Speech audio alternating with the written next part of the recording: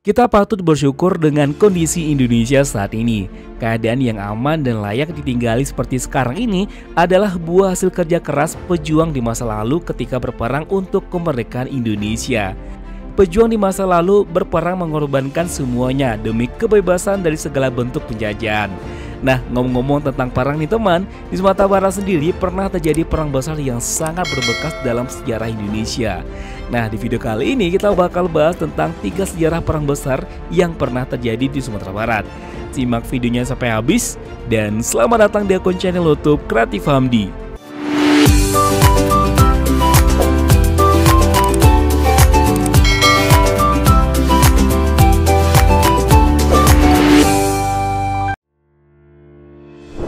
Tiga sejarah perang besar yang pernah terjadi di Sumatera Barat. 1. Perang Padri. Perang Padri merupakan pertempuran karena perbedaan prinsip antara kaum Padri dan kaum adat, sehingga menimbulkan perang saudara selama 30 tahun di Minangkabau, khususnya di wilayah Kerajaan Pagoroyung. Pertikaian yang berlangsung pada tahun 1803 sampai dengan 1838 awalnya dilatar belakangi oleh masalah agama dan adat sebelum penjajahan Belanda ikut campur tangan dan memperkeruh suasana. Namun perang Padri berujung bersatunya kedua kaum tersebut dan menjadi perjuangan rakyat Minangkabau melawan penjajahan Belanda. Mengutip dari modul sejarah Indonesia kelas 11 yang disusun oleh Anik Sulistiowati pada tahun 2020, faktor penyebab terjadinya perang Padri adalah perselisihan antara kaum Padri dan kaum adat di Minangkabau yang didasari perbedaan prinsip. Kaum Padri adalah kelompok yang terdiri dari ulama-ulama yang baru tiba dari Timur Tengah dan bertujuan untuk memurnikan ajaran Islam di tanah Minangkabau. Pasalnya, penerapan syariat Islam di wilayah tersebut dinilai bermasalah, sehingga kaum Padri ingin menghapus unsur adat karena bertentangan dengan ajaran Islam. Visi yang dimiliki kaum Padri menciptakan sebuah gerakan yang disebut Gerakan Wahabiyah di Sumatera Barat. Beberapa kebiasaan yang bertentangan itu seperti judi, minuman keras, dan sabung ayam. Padahal saat itu masyarakat adat di sana sebagian besar memeluk Islam. Ketidaksesuaian ajaran Islam dengan adat masyarakat membuat kaum Padri kesal dan berujung timbulnya peperangan dengan cara keras yang disebut sebagai misi amar ma'ruf nahi mungkar. Pada saat pertikaian antara kaum Padri dan kaum adat membuat kaum adat yang semakin tersudutkan. Oleh karena itu serangan dari kaum Padri ke Kerajaan Pagoroyung terpaksa meminta bantuan ke pemerintah kolonial Hindia Belanda yang kala itu masih menjajah wilayah Nusantara di tahun 1822. Pasukan Belanda dipimpin oleh Letnan Kolonel Raff mengusir kaum Padri dari Kerajaan Pagoroyung. Raff juga mendirikan benteng pertahanan di Batu Sangkar yang diberi nama Fort van der Kapellen. Pasukan Belanda terus bergerak namun dihadang laskar kaum Padri. Meski akhirnya Belanda berhasil maju ke Luak Agam. Di tahun yang sama terjadi pertempuran Baso yang memakan banyak korban jiwa. Salah satunya adalah Kapten Govinet dari pihak Belanda. Serangan kaum Padri membuat Belanda mundur ke Batu Sangkar.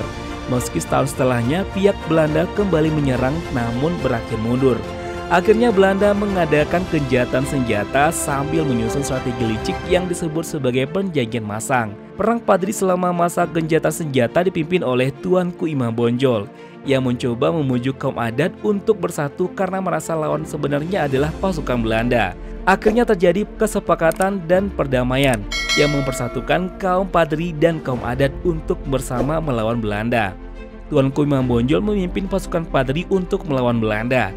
Saat gencatan senjata dan maklumat perjanjian masang di tahun 1824, Belanda justru melanggar perjanjian tersebut. Namun kaum Padri sudah lebih dulu berdamai dengan kaum adat dan bahu-membahu melawan Belanda. Kedua kaum yang awalnya berseteru akhirnya bersatu melalui kompromi yang disebut Plakat Puncak Pato di Tapi Patah, di mana terwujudnya konsensus adat Basandi Syarak, Syarak Basandi Kitabullah.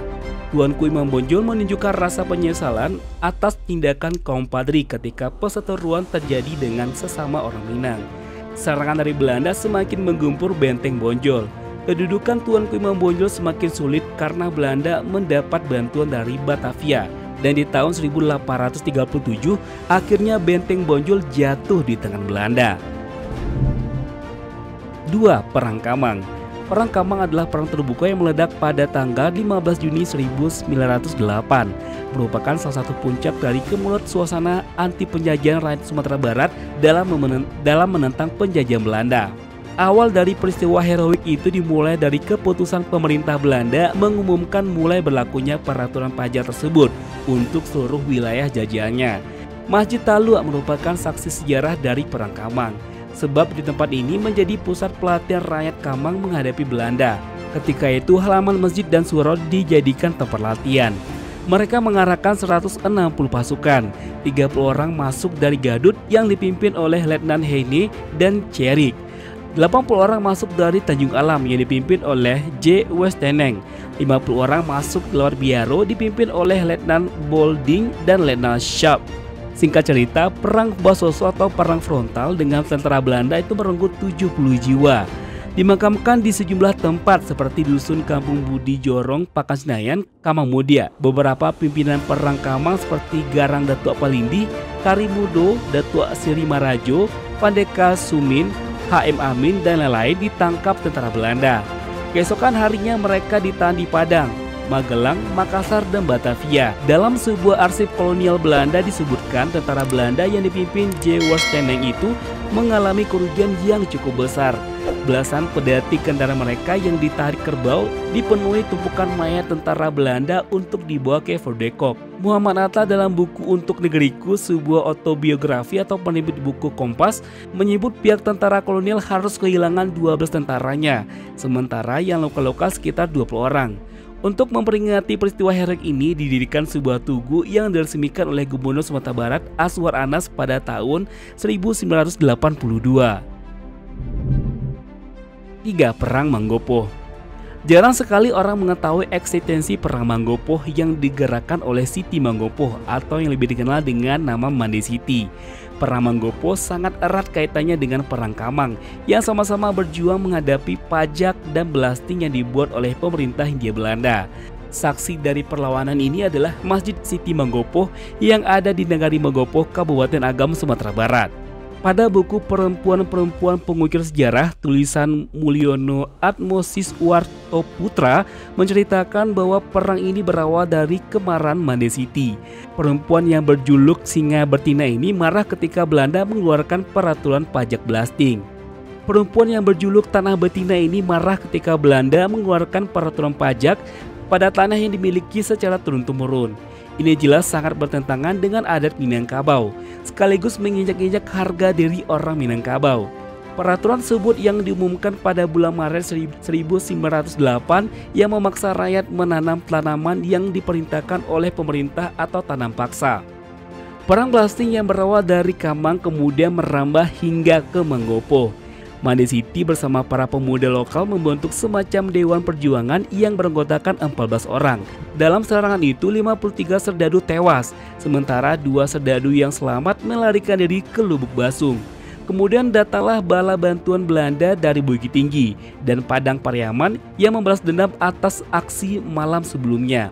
Korban dari perjuangan tidak ada catatan yang jelas. Info mengatakan bahwa yang menjadi korban adalah Tuan Kuci Padang, Tabat, Sidi Mara Khalik, Muhammad, dan Kana. Namun ada yang menyebutkan yang menjadi korban adalah Tuan Kuci Padang, Kana, dan Unik. Siapapun dan berapapun jumlahnya tetap membuat Mande Siti turun langsung ke perperangan.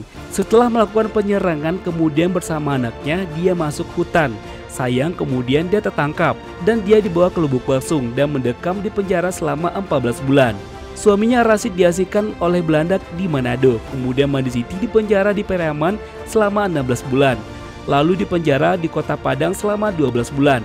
Dan dibebaskan oleh Belanda dengan alasan perikemanusiaan karena Mande Siti memiliki anak kecil. Nah itulah dia teman, 3 sejarah perang besar yang pernah terjadi di Sumatera Barat. Gimana menurut pendapat teman? Silahkan tulis di kolom komentar ya.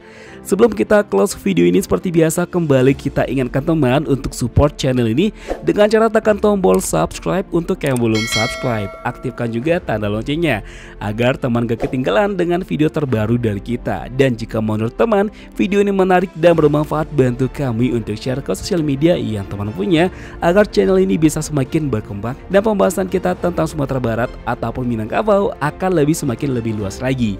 Akhir kata, assalamualaikum warahmatullahi wabarakatuh. Sampai ketemu di video selanjutnya dan jangan lupa bahagia. Bye bye.